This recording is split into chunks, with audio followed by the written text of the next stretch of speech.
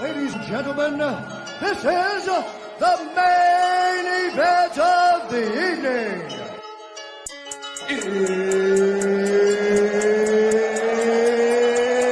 It's almost time!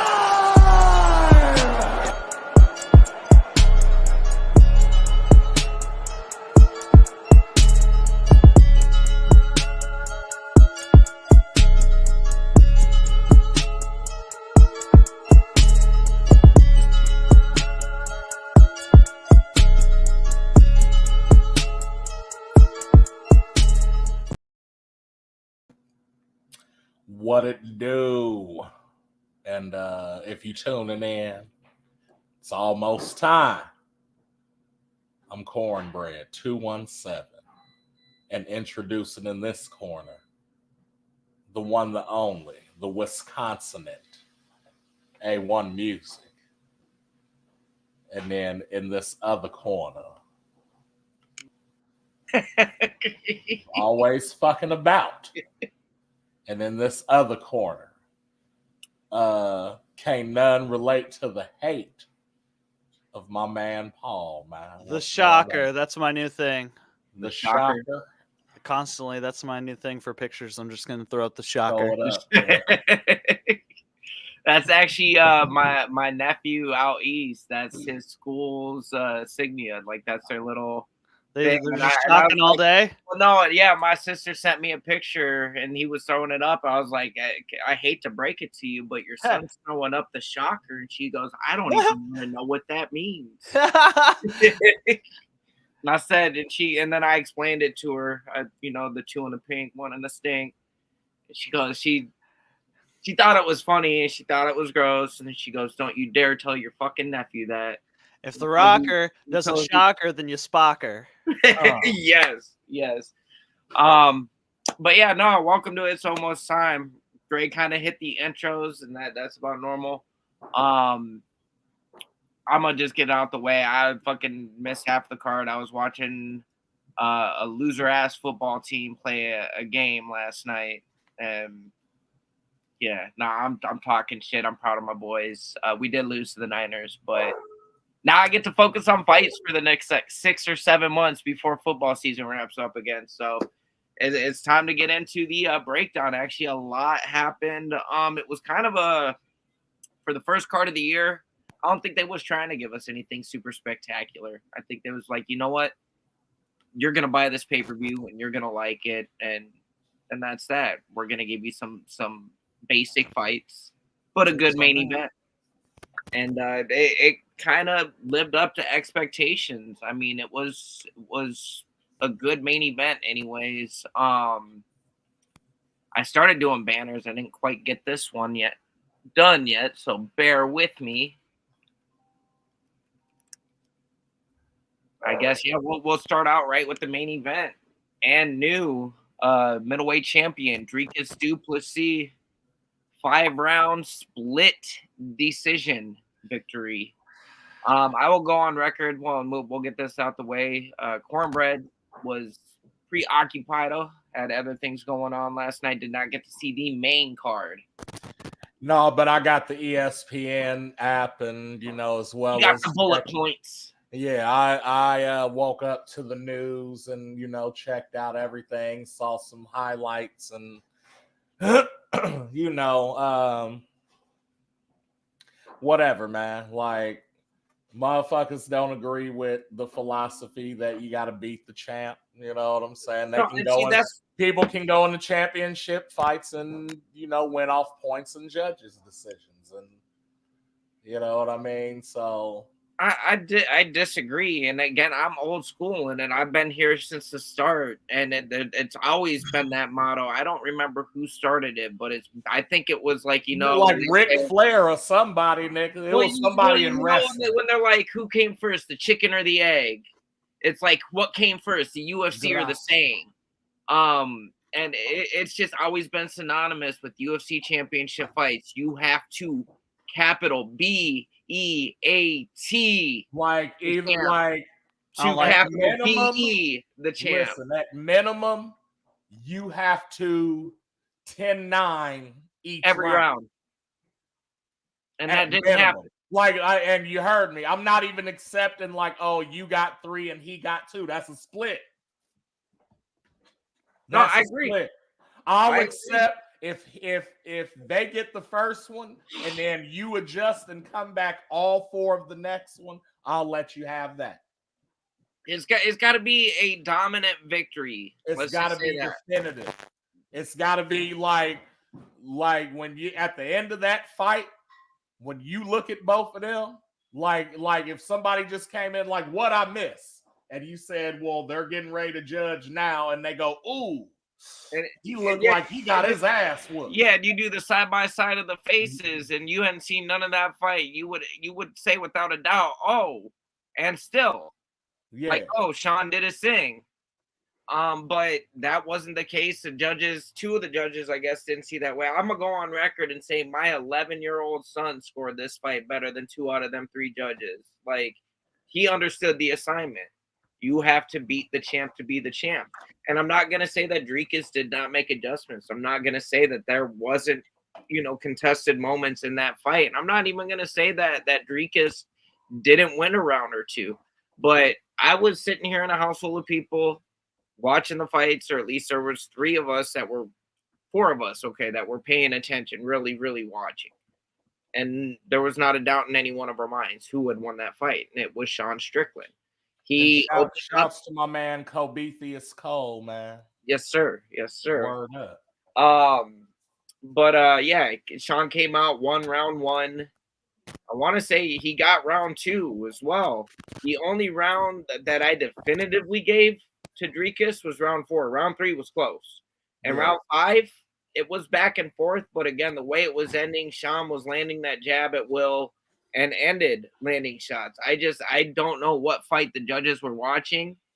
If it was a political choice because Sean's got a mouth on him and they never know what he's going to say. So they were just, maybe they were under instructions. If this shit's at least close, they didn't take it off. He didn't lose to a 10-8 like Shevchenko. Yep, that very true. But then you even look at their faces at the end, and Sean was bleeding, Sean was busted up, but Dricus looked like Sloth from the Goonies when that shit was done. Sloth from the Goonies. Like, and it's the truth, man. Couldn't see out his fucking left eye. Like, he even made a comment. You saw me before this fight. I was handsome. But yeah, I guess it is what it is. I think really, again, politics aside and them just wanting to get Sean out of the picture, they want to set this fight up between Izzy and Dricus. And I'm going to call it now. This is happening at 300. If Dricus is healed enough, if he can see by then. When is 300? April. Oh, yeah, April. There's ample time. There's I think 14, 15 weeks at this point. And what I say last week, do you remember? No. I said maybe because I was, I want to say that was the last fight I watched was the Strickland and Izzy, and then Izzy was like, I'm taking time off and whatnot. You won't see me till 2027. Yeah, you know what I mean? And I knew he was calling. So then I seen Strickland and Du Plessis, and I'm just thinking like, so Du Plessis finna win, and then Izzy finna come back out and take his shit from Du Plessis and be the GOAT of the division. Because that's what it's looking like right now. I said because all the shit lines up to that, because if you were going to take time off, that's something that you kind of know ahead of time. You know what I'm saying? Like going into one fight doesn't let you know that. Do you know what I'm saying? So if you're doing that, then you're going to plan on doing it on some spectacular shit, not on Sean Strickland, no offense. You know what I'm saying? Like, if he was going to do that, he would have did that on Pajeda. Yeah, well, and I think too, you do have a point. This was the fight Izzy originally wanted, was Dricus. This was the fight that was supposed to happen until Dricus said no. Now Dricus at the post fight is on board for whatever. He said he'll fight whoever the UFC wants him to fight. And see, I think that's the thing too, because I think why he said no is because he at least wanted to capture the championship to say, oh, well, you know what I'm saying? I did that shit. You know what I'm saying? Because you know it's a chance going in there with Izzy, nigga. He's going to end your life and your career. Yeah. Like, you know what I'm saying?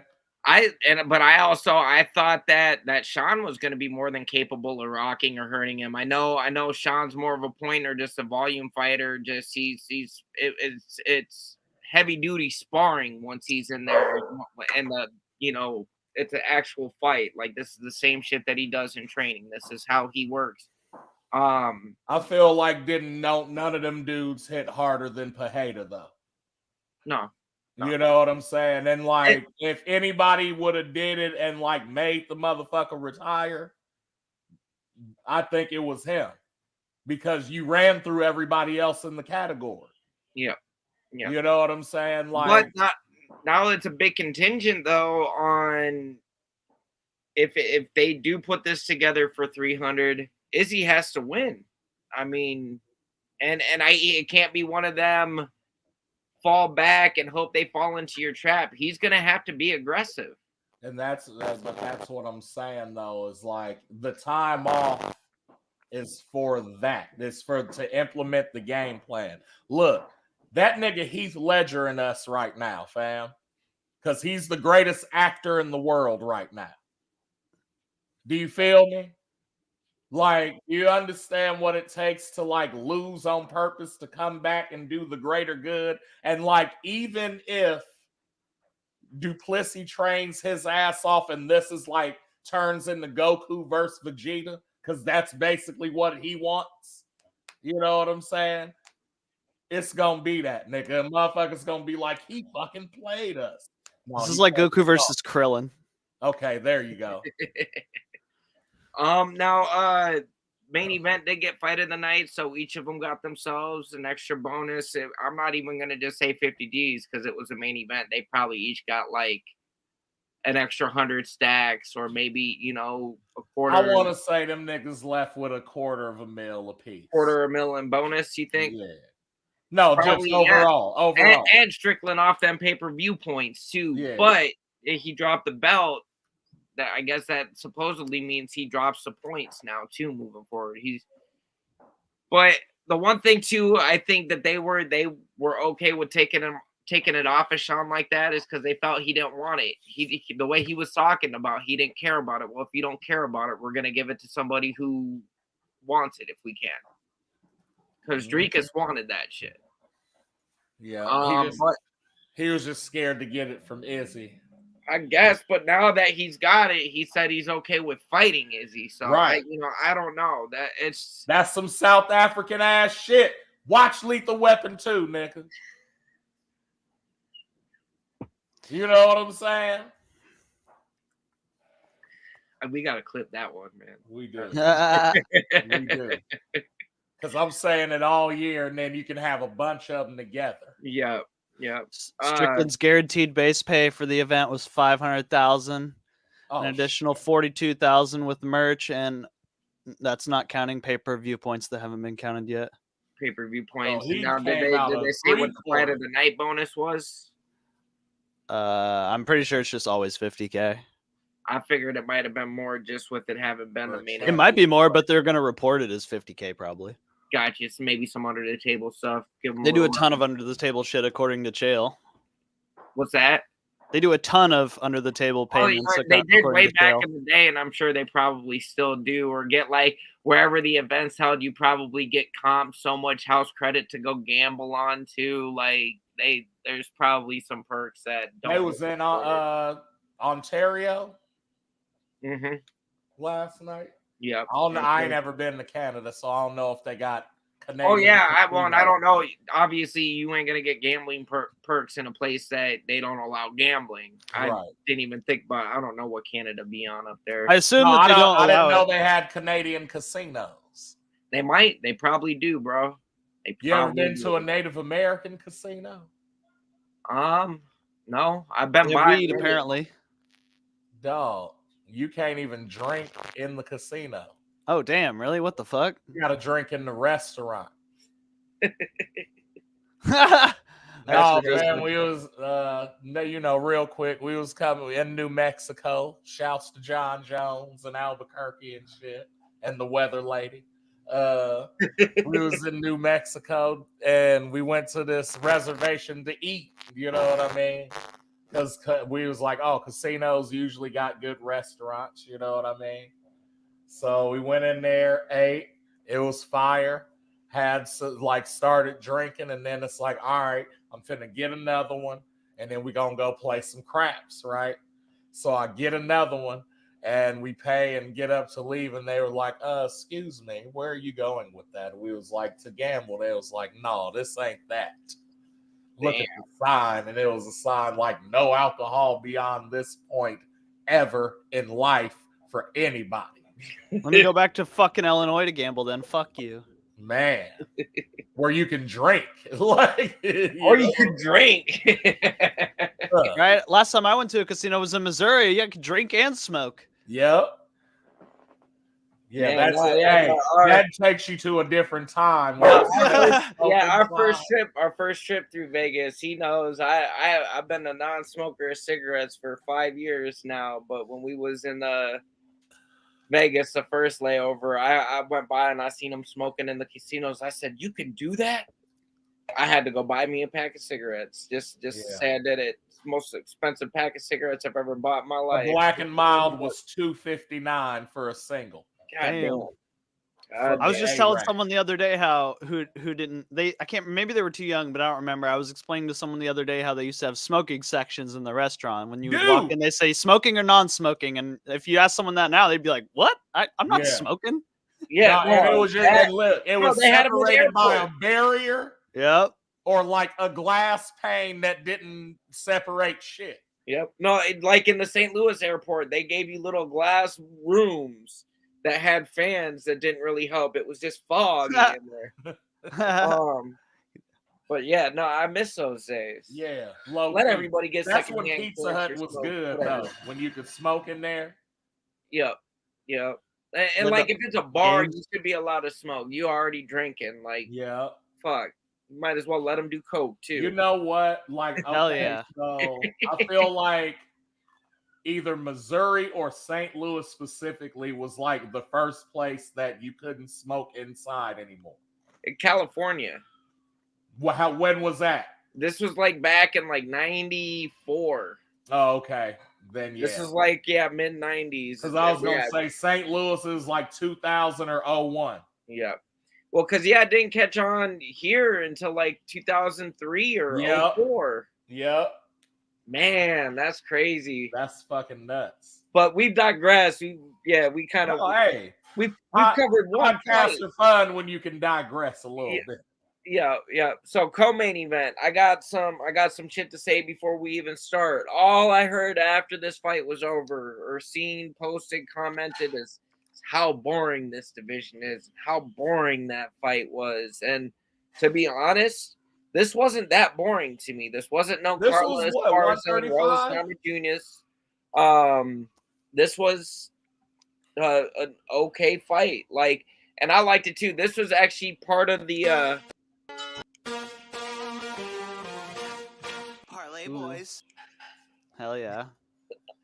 This was my pick, and I had the money line on Mayra Bueno Silva. And about halfway through the second round, I knew my pick was done. I knew it wasn't going to happen, and I was okay with it because the press conference leading up to this, Mayra talked all this shit about how boring Raquel is and about how she slept. She never seen a whole fight of Raquel's because she slept through it, and about how she's going to run through her and do this and do that. I'm like, I just hope she gets served some humble pie. And sure enough, about halfway through that second round, I did like the body language of Mayra was just not good. You watch as many fights as we have, you can start to read when somebody wants to be there and when they're not really feeling it anymore. And something changed midway through that second round, and Pennington just kept the pressure on her. Takedowns, takedown attempts, cage pressure. There was some points when she got her down, was actually trying to finish her with the anaconda choke, just wasn't able to get herself out of her guard. to actually really get the pressure right. All in all, it was a very, I thought, good performance by Raquel Pennington and New. Yeah, I thought it was good. These people is crazy. Shit. Yeah. See, so anybody watching, just go ahead and hop in the chat so we can stop these bot chats. We ain't trying to buy chats or streams or they pop it on Twitch and hit them reactions too. You know what I'm saying?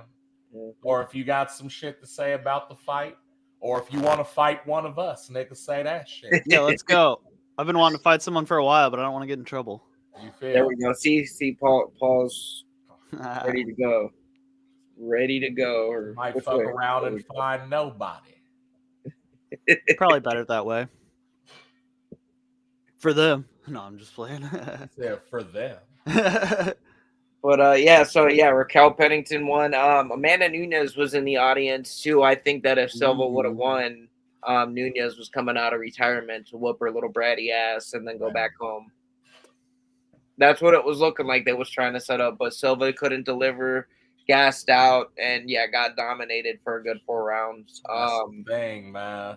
It sounds like the next fight will be Juliana Pena and Raquel Pennington.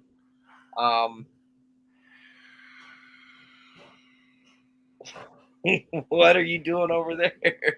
I guess, nigga, like. Well, no, that's another. Juliana should have been out here, fam. If I feel like they've already done away with the 45-pound division for the women. So I haven't seen a fight for that. I think they're letting it die. But people are saying they need to do the same with 135. There's just no competition. Basically, all the competition that was there dropped down to 25 because basically from the span of UFC 200 to almost UFC 300, there was one champion. They could do one thing that would fix a multitude of problems, including this one. Implement hydration testing and end weight cutting. Boom. Everybody still basically fights the same people they're already fighting. They're just fighting at their natural weight instead of weight cutting. Side note. And he got the statistics and the science as well as the hate, y'all. You know what I'm saying? I actually got myself a little nickname for this episode. They call him Mike Malost. That's a good transition into this next one. Neil Magny versus Mike Malott. Because look, and you know why I picked my mans in the motherfucking you dig. You know what I'm saying? Oh shit. Oh fuck. Parlay boys. Why I'll do it a cappella. Dude, no, what is it doing? Yeah. Ladies and gentlemen, you seen me, right? Parlay boys. No, it wasn't playing that shit. No, I know, because I was clicking on it too, and it was playing the It's Almost Time music. StreamYard's doing some fuck shit. So, tell them you deserve half off your monthly bill. So I seen my boy Mike in the last fight, and I'm like, yo, he looked good. He confident, young, like minus 360 favorite going into this fight. Favorite going into this. Dog. The ultimate gatekeeper showed up. But like there's a reason that the odds were showing that, because for again 90% of that fight, Malott was handling business. He made a mistake in the 3rd round. He had him mounted, like Magny got up and then went in, and literally Malott made a series of like 2 or 3 mistakes and got himself put in a bad spot and then faded. Yeah. Couldn't get out and then got TKO'd by 11-year veteran Mr. Neil Magny. And that's just, bro. One of the greatest gatekeepers of all time. Give it up for Neil Magny. God, he really does sniff out the wannabes or the fakes. And I'm not gonna say Malott can't bounce back from this. We need gatekeepers. That he ain't ready for that yet. So go back to the drawing board, another fight or two, and maybe try again. Who's the Neil Magny of 185? Ooh. Because that's who we need to put up Bo Nickel against. So I was gonna say it was Derek Brunson, but he gone. Okay, we've got, let's see. Okay, I wouldn't have thought about it off the top of my head like that, but this seems like a decent answer, just looking at the rankings. You know who it is? I know who it is. Who? Okay, for me to consider him a gatekeeper, they have to be usually within the top 15. Because what are they gatekeeping if they're not there? Yep. Okay. And actually, the gatekeeper for this division was Chris on Curtis? this card. Yeah. Is he really a gatekeeper though? I don't think of him as like the gatekeeper, who's like made it, who's been around for a long. How long has he been in the UFC? I think the gatekeeper is like someone who's been around for a long time, but they've never made it to the top. If not him, I would default to Jack Hermanson. That's what I was about to say. I was about to say Jack Hermanson. He's been at the shit for a while, and he's just kind of hanging around the top, but never quite there. Ooh, and bro, that's crazy. They have Khamzat ranked number 9, and he hadn't even really fought a ranked welterweight or middleweight. He did fight one, didn't he? Who did he fight? I can't remember. Not ranked. Oh, really? He fought Gilbert Burns, who was ranked at 170. And really? fought Kamaru Usman at 185, who's ranked at 170. But he fought Kevin Holland. I feel like Paul Craig is more gatekeepish than. And Kevin Holland's not ranked at middleweight either. Oh yeah, you're right. Yeah, you're totally right. Who'd you say, Paul Craig? Craig. Yeah, it's a good choice too. Yeah, because every time he's fluctuated. Paul is up at light heavy now. Oh, is he? Oh, okay. He might still have his ranking at middleweight, but he was up at light heavy, I thought. Yeah. Or maybe, was he up at light? Yeah, no, he was up at light heavy, and he's on at middleweight. Okay, so no, he's current still. Cowboy was the Neil Magny of 155. Yeah. Okay, so who's who would be at 170 then? The gatekeeper, Kevin Holland. You think Kevin Holland? Okay. Or Neil. I mean, Neil's there too. Yeah, Neil's probably my guy. Yeah, he's the guy. Lightweight. But Kevin Holland will fight anybody. That's true. Yeah. We're gonna say actually Bobby Green at this. I was thinking Bobby Green. Yeah. 155, and he's fighting Jim Miller at 300. Is Jim ranked? No. He's trying to get ranked. That'd be cool to kind of go out on your last fight. Jim fucking Miller. Well, and it sounds like the way he's been winning and making a push, he might not be done at 300. He just wanted to make sure that he fought on 300 because he already had fought on those, 100 and 200. He's gonna fight at 300, and then he might make a push. Yeah, he needs to wake up, but I hope he does. Word up. But let's see here. So yeah, Magny by TKO. I did not see this fight. This is the only fight of the main card I did not watch. Was the Chris Curtis and Marc-Andre Barriault.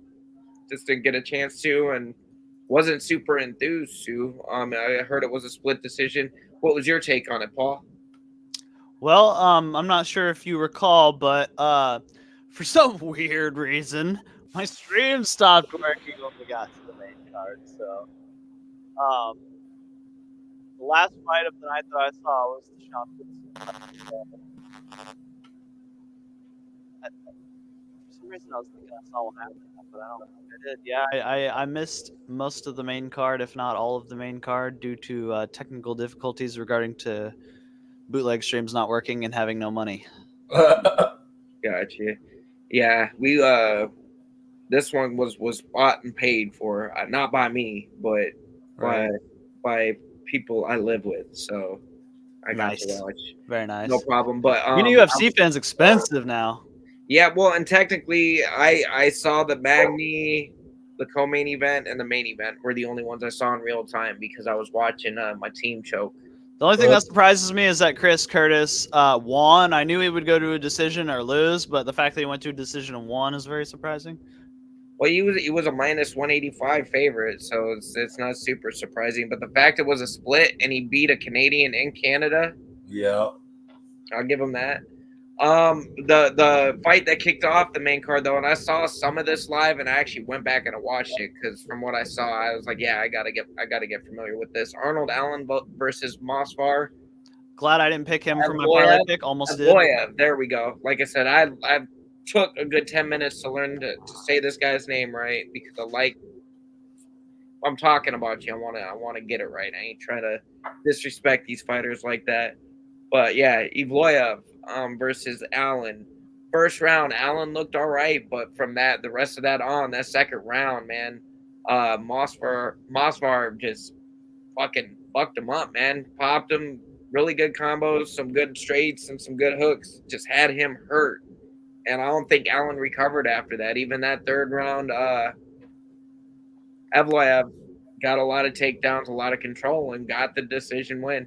One thing I will say, though, because Evloev is going to be ranked after this. Allen was ranked, what was it, number 4. Damn. And Evloev actually, I think, was ranked 9 or something like that. So he's going to be in the top 5 now. He's going to need to step up his his fight and start trying to get some finishes. Yeah, they'll probably get close to trade places, and he don't have a lot. He doesn't have a lot of a lot more people to go through after that if he wins another one. Yeah, but these next 2 again, actually these next 3, I did not see. I think I saw parts of the Katona and Armfield fight, but I'll let you kind of talk those because those were the prelims. You saw them, right? Yes. So Katona and Armfield, what's your take? Nothing memorable. I guess I should start taking notes. Fair enough. Fair enough. No, I see the notes that it went to a decision. I don't remember anything dope happening. Gotcha. But what there's about, also Charles Jourdain and Sean Woodson. This is the third part of the. I was paying attention to this one because it was part of the parlay pick. It was a very weird. There was the one where they got confused when they. Did you go back and watch this one? No, this is okay. So Bruce is announcing the winner. Split decision. Yeah. He goes Sean Woodson, and Charles Jourdain goes yes. Yes, the crowd went nuts too. I saw that clip. And then he's like, "You shitting me? He's like, you lying or something." He's like, "Fuck!" So Sean's just walking away, and then DC's like, "Guys, Sean won." Yeah, no, and the ref even announced it to Sean Woodson, but like the ref raised the wrong hand, and the crowd just went nuts. Like they couldn't even hear the ref. Like nobody could hear the announcer. Oh, he raised the wrong hand. Who was that ref that just graduated referee school, fam? I see. Okay, yeah, and then Sean just went based off of his fight. They called the right name but raised the wrong hand. That makes sense. Yeah, that's hilarious. Yeah, but yeah, so Paul was the only one to win this week. So officially starting out the year, Paul won, Dre won, and none.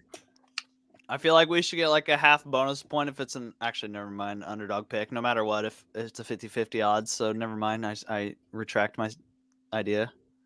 So right there, you see it, the tally. Okay. There we go. It might be backwards. I don't know. Got 1 and 1. Let's go.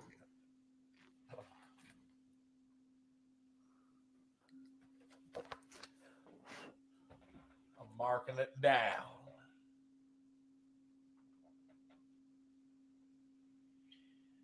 Man, all right. So I did not see.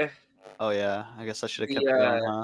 Sarai Sidi and Ramon Tavares. It looks like that was also a split decision win. Ramon Tavares. Yeah, anything memorable from that one either. Gotcha. Now Jillian Robertson and Polyana Viana. I did see this fight. This was actually a decent effort by. In and out, but yeah. Now Jillian was game. She showed up, and Polyana is not. I mean, she's not like super easy to beat. But the odds. I mean, she was a plus 245 dog. Jillian though showed up and showed out for Canada, so you got to give her credit. Yeah. Then the prelims we had was Johan Lyonese versus Sam Patterson. With the sub. Yeah, with the sub, bro. Was Anaconda, right? Yep. No, and did it decent. Now, I don't mean to just like graze right over that, but this women's bantamweight bout. Jasmine Jasdavicius versus Priscilla Bashara. Davicius cut. The zombie? Or what's whichever one didn't. Whichever one doesn't belong in there, obviously. The well, no, but like, what was crazy about it is Jasdavicius got 2 10-8s off of rabbit punches. I mean, yeah, but like, what was her opposition? Nothing. Rabbit punches versus nothing. Gonna get you a 10-8. Yep. But I gotta give Jasmine some credit and some kudos. You know, give her a clap there because she did get her first UFC finish. And a lot of times that's what it takes for some of these fighters to kind of get through them nerves or just like kind of being stiff and fighting.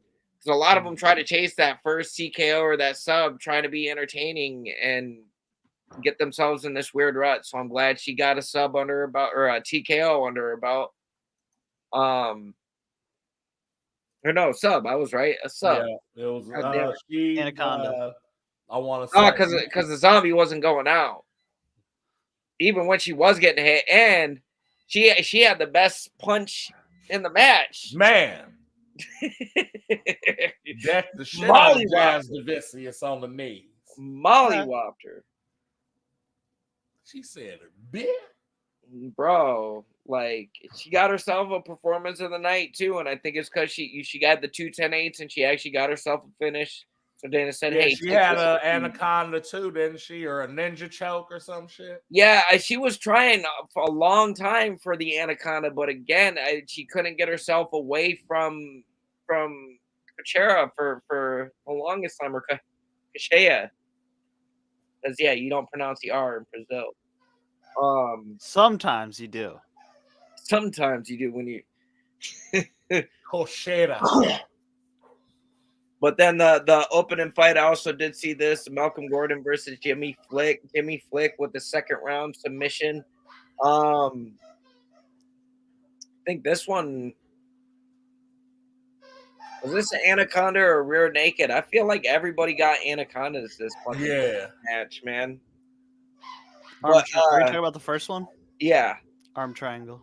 Arm triangle. Okay, yep, you're right. Which is an anaconda, but from a different side. Your arms in a different position.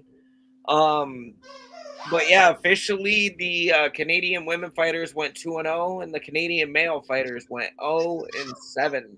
Damn. So I ain't gonna talk a bunch of shit. Like I ain't got nothing to say about you males up there, but your fighters did not represent Canada very well at the card that was built for Canada.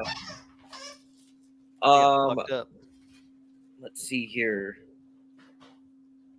Yeah, looking ahead, we got 2 weeks until our next fight night, but it's UFC Fight Night, Dolidze versus Imavov. Co-main event, you got Renato Moicano versus Drew Dober, Randy Brown versus Muslim Salikov. Let's see here. Now there's some Molly McCann's on the undercard. The meatball. Yep.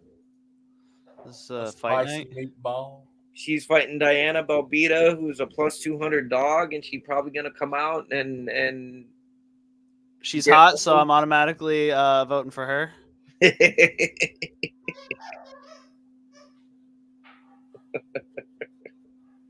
Because man, no, she's easy on my eyes, so that's who I'm going for. Yep, I just gravitate towards things that make me feel positive emotion. Sorry. No, you're good, dude. At least you're I'm apologizing to Molly. So let's take a look then while we're here, and since this is kind of a mid card, there's some sleeper fights. I like that Dober and Moicano fight. It's been a minute since I've seen Renato fight. Yeah. I'm going with my man Nazardine now. You're going Imavov? Yeah.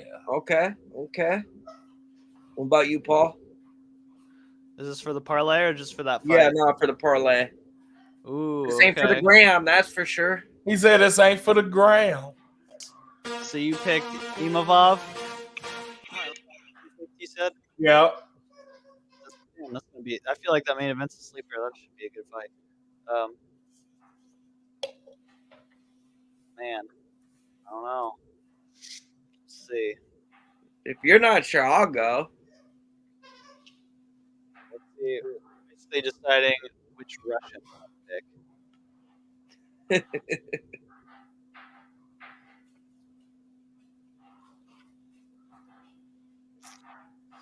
You know, if I wasn't restricted on my betting, I would pick the under on the card. I'm not certain enough to pick a person, but I know that shit won't go the distance. So I will pick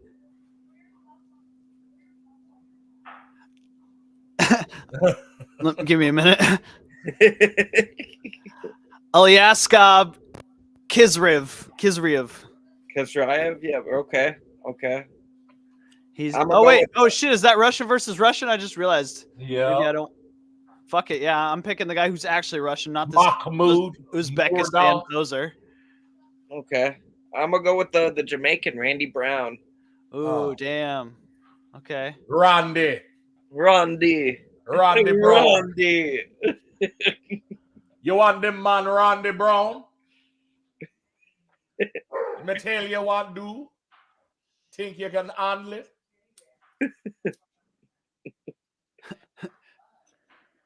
Okay, so Imobov.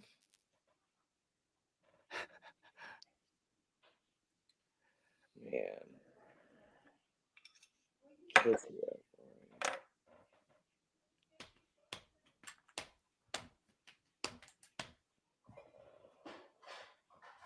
All right, I'm closing this door now. It's almost time. It's for the children.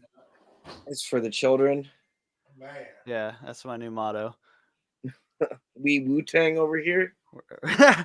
We Wu-Tang over here. Wu-Tang's for the world. Wu-Tang's for the children. It's for the babies. I got 36 chambers on vinyl in the other room just in case. There you go. Said no, there are gonna be some children around here. I gotta have the tang, the tang on deck. Sometimes when people come over and I don't know what to do, I'm like, let's put on a record and smoke and like chill. And sometimes, depending on who the guest is, the Wu-Tang record is the best option. Ooh, Viviana Rahu's on this card as well. Plus 265 dog. Damn. She hot? Okay. Oh, she's ranked. Decent. Okay. She's ranked. Okay. Is she hot or is she ranked? That's what I want to know. Talia Silva. And then after the Fight Night Live. Oh, damn. Natalia's hot, though. Silva.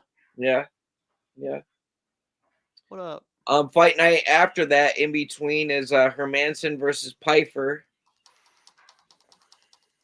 So that I like the initiative Pfeiffer's taking though. He said, "No, I'm gonna go get me number 10. Give me that number 10." And he's probably gonna do it. He's listed as a minus 218. Oh, dude, it's fucking Jack the Whack Hermanson, the gatekeeper. Be Joe Pfeiffer. Yep. Bro, that nigga has his slogan already. Well, did we cover that Joe Pfeiffer broke Francis Ngannou's punch record on that machine? Yeah. I don't believe that shit, to be honest. No, he did it 3 times. Yeah, I know. I don't believe that. I think it's made up. I guarantee you they have the thing documented. And it's not super hard to believe. I know that. Yeah, it is. Not really, because yeah, it is. No, I mean, Ngannou. Maybe. But yeah, I mean, again, I'm sure if they've got it documented, I'm sure it'll come out. But I mean, he fights at 185. This dude Pfeiffer probably walks around about 218. So are you talking about the Joe Rogan clip where he was talking about it? Yes. He says in that same clip that he says they didn't want to believe it, that they didn't record it, and they said it was messed up. No, they didn't want to acknowledge that they didn't want to because they have some stock and they have a horse in the race, right? No.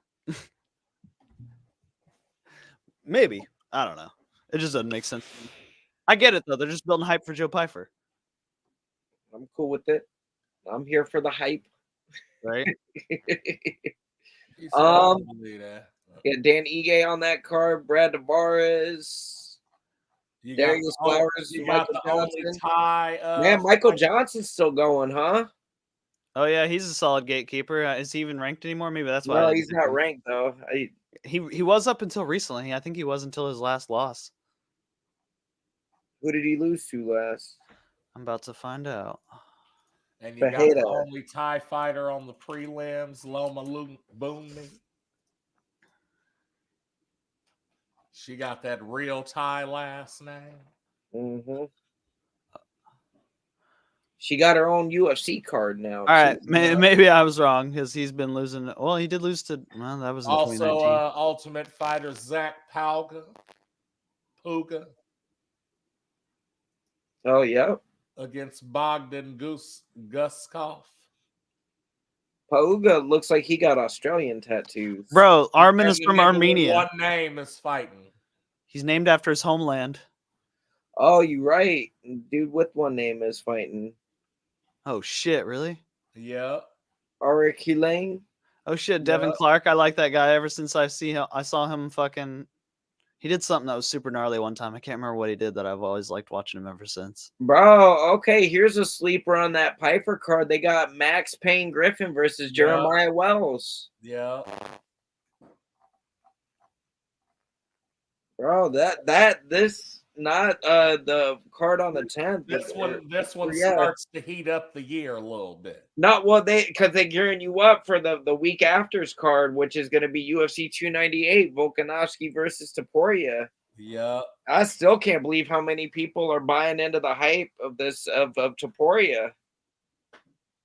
Bruh. The UFC does their job well. They promote. Listen, on that main card, as of right now, Anthony Hernandez and Ikram Aliskerov started off, right? Which is okay.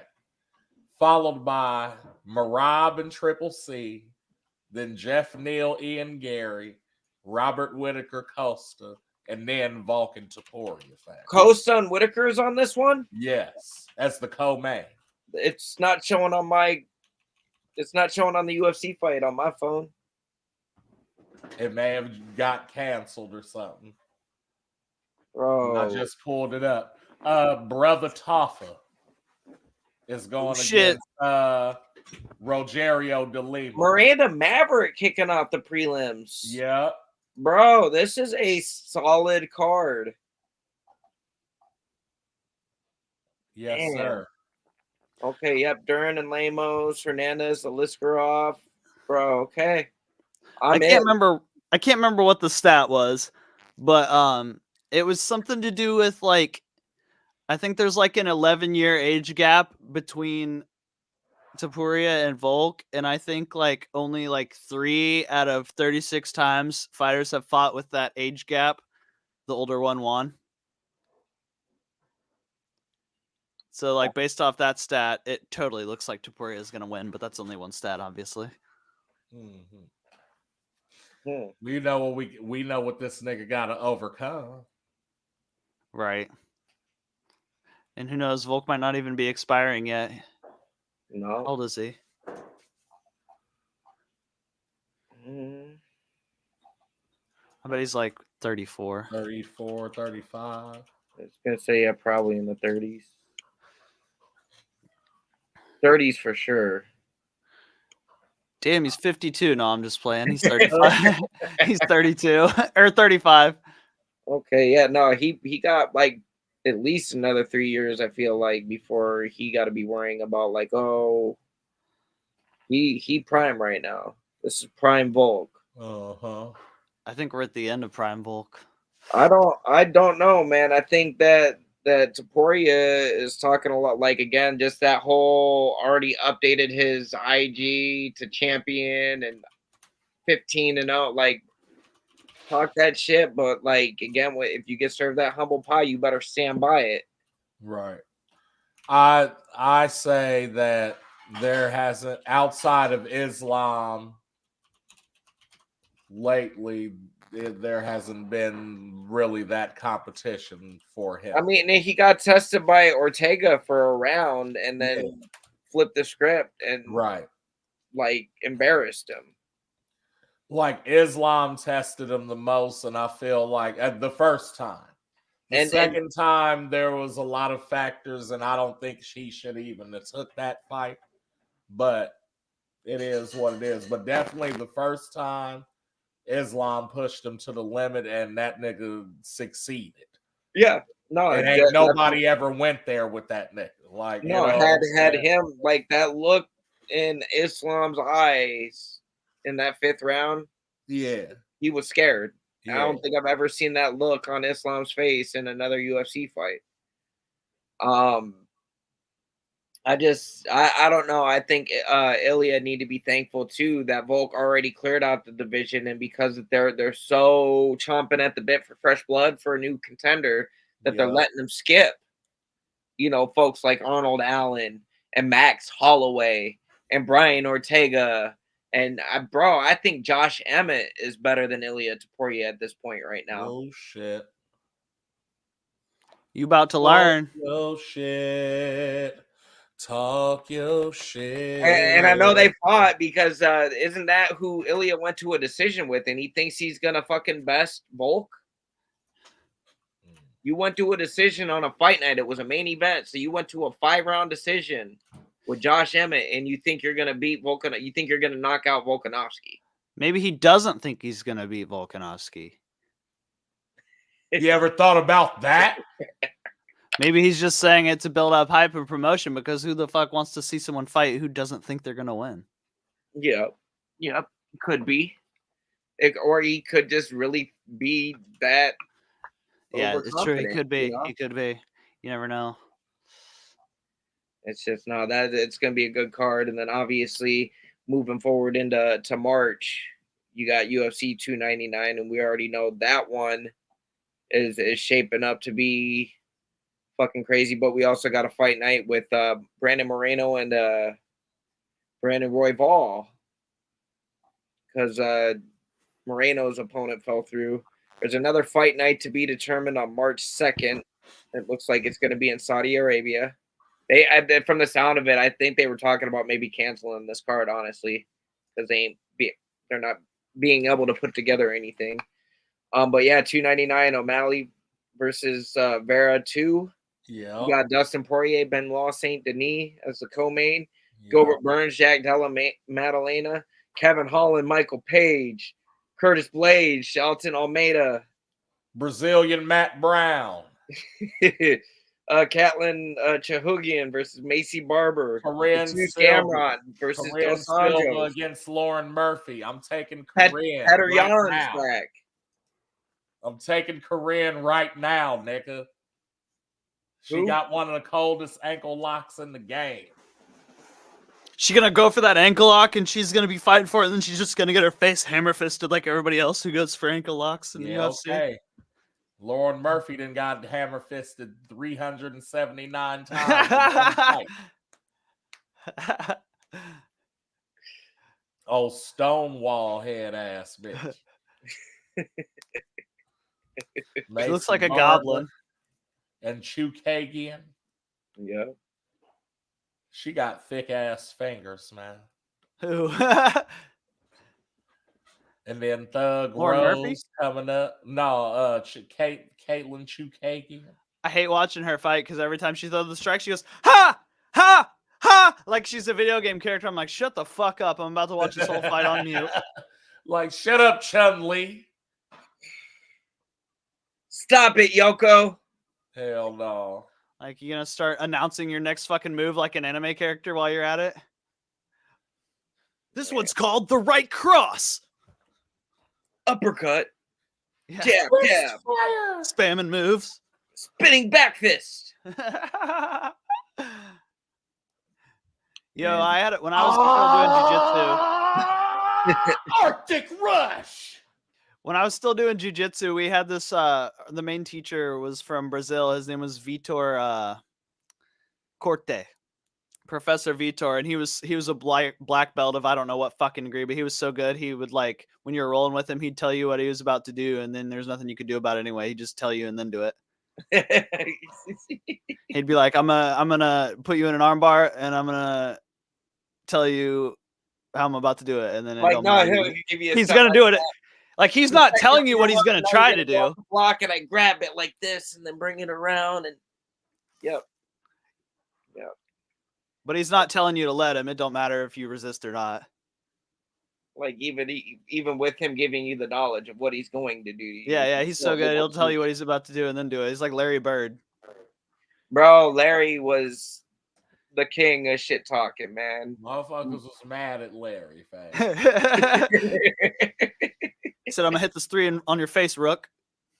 Bro, nah, he talked mad shit, and he did it with a trash stash and a mullet. Yeah. He's the game that he said, I'm playing all lefts, nigga, and still drop 40. Yep. I said him and Jordan are tied for shit talk, dog. But is Jordan literally would say 3 words to you and you would have an off game, nigga. Like my favorite one is who is he? It's fucking somebody from the old Bulls, like even before the dynasty, and he's like, no. So Jordan comes in and he's like, hey, what's going on? You know, and he was like, man, who's playing tonight? He was like, oh, this person. He was like, oh, so who's guarding me? He was like, he is. He was like, the rookie? Shit, 50. He was like, no hesitation or whatever. He was like, every time he would score, he was like, you better get him, fam. You better get a hit. Like I'm saying, he used to be on so much bullshit. People at that time would say, hey, don't talk shit to him, fam. Don't make him mad because don't give him a reason. Don't you know what I'm saying? Chip on his shoulder because you just gonna make him perform better, man. You're gonna give him a reason to be that. Right. You see those guys talking about how they were playing against it's in some interview clip, I can't remember from where, but it's someone who played against Larry, and they were talking about how he was offended because they didn't put a brother on him to guard him. Yeah. Yeah. So he just like dropped 40 on him or whatever. Like, dog. That's like, oh, you ain't gonna respect me. You ain't putting a real player on me. All right. Yeah. He's like, all right, watch this. Be the last time y'all do this. So what I'm saying too is even like from Bird to Jordan was different eras, nigga. Like them niggas used to smoke and run full fucking court games, nigga. Bro, no, it's the same with the NFL back in them days, drinking and smoking at halftime and shit, like just literally not giving a fuck. Like, fam. And then going out there and doing like some of the legendary shit that we still remember and talk about today, you know? Man. So look, I just seen something where Deion Sanders said that he was like, you know, I'm that dude, of course, but he was like, Jerry Rice was a problem. He was like, and even more than that, though, he said those dudes who were like Hall of Fame receivers, you know what I'm saying? Pretty much like 9.5 out of 10 of them have a Hall of Fame quarterback that was throwing to them. Mm-hmm. He was like that. He was like, and that's the thing about our fucking days is like, you know what I mean? Like, he was they're catching passes from like Boomer Esiason and like nigga, you had Aikman. You know what I'm saying? You had and this is a hot take, but Aikman was basic. He just had a really good fucking team, and they had a good run. And Montana to Rice, nigga. Montana wasn't that. Like, you know what I'm saying? Who's that guy that's super tall and nonchalant and he acts like he doesn't want to be there, but he's really good? Cam Newton? No. Jokic, I think. Jokic? What the fuck is his name? He's really tall, and every time they ask him, they're like, are you going to be at the parade after this? He's like, oh my God, I want to go home. And then they won a championship or something, and he's like, they're like, how do you feel that you just won the championship? He's like, good, the job is done. Now I can go home. He talks about it like it's his 9 to 5, and he's just like fucking. What the fuck's his name? Well, bro, that's how Strickland be talking about his fighting and Nikola Jokic or Jokic. Nikolai. Maybe, and it says Nikola with there's no I, but maybe I don't know. He plays like for the Denver Nuggets. He's a center, I guess. Yeah, Jokic. But no, Strickland is the same way. He's like, all this shit talking at the press conference, and again, this is part of the job. Like I'm not in fight mode. I'm not in like really go mode until it's time for that part of the job. Like, holy fuck, he's 6'11". Yeah. 6'11". Yeah. Holy fuck, his salary's $471 million. God damn, just give me one of those millies, bro. From 1 year, you won't even notice it's gone. For real. Change my life, bro. Fuck rich people. Never mind. I'm just jealous, to be honest. We need to get our homie his red panty night. Yeah. Dude, so I don't know. I was on another podcast talking when I was with we did a full band interview, and we were fucking around talking about promoting music with dating profiles. So I was talking to this girl, it didn't work out. So like once I figured out that was a waste of time, I made some dating profiles and put my band pictures up there. And I was like, I'm here for 2 things: to talk about my music and promote my band, and 2, to maybe find a sugar mama to financially support me so I can pursue music full time. And within a fucking hour, bro, I got 1 ticket sold to our St. Louis show from this chick hitting me up through Facebook dating. It was so funny. Oh yeah. I started out as a joke, but now we already sold 1 ticket. I just thought that was fucking hilarious. That's what's up. Hey, get it how you live. Get yourself that sugar mama. You feel right? I really do, bro. I bumped my age up from 30 to 75, bro. I don't want none of those youngins. 30 to 75. That's all I said it to. St. Louis is a nice area. They got some nice shit down there. My range is up to 120 miles, bro. I'll get them if they're there. Maybe they'll move you in. That's fine. I'll do whatever you want. They got some very nice neighborhoods down. I'm not getting pegged though. In St. Louis. Actually, depending on what my allowance is, maybe. He said depending on what my allowance is. I mean, 80,000 a year is 80,000 a year. So yeah, especially if it's only 1 time, I'd probably do that. Maybe, I don't know. It depends on how bad it was the first time. I guess I've never done it before. He goes, "Hey, shit, bro. I might go back if it wasn't." Man. So can I do this again if I want? Hell no. Because each time it's double. Like, oh shit! Oh, crazy. That's why. Because shit. And with that, I'm out. Yeah, I was about to say I'm out on that too, and I hate to leave that works our viewers on such a offbeat note, but we going. So sugar mamas, hit me up. It is what it is. But as always, we appreciate each and every person that tuned in. Follow. If you're viewing after the fact, just expand your minds. And again, yeah, we appreciate y'all being here. But it's the A1 Cornbread and the resident hater Paul. And this was It's Almost Time. I hope y'all have a good night though. Ladies and gentlemen, this is the main event of the evening.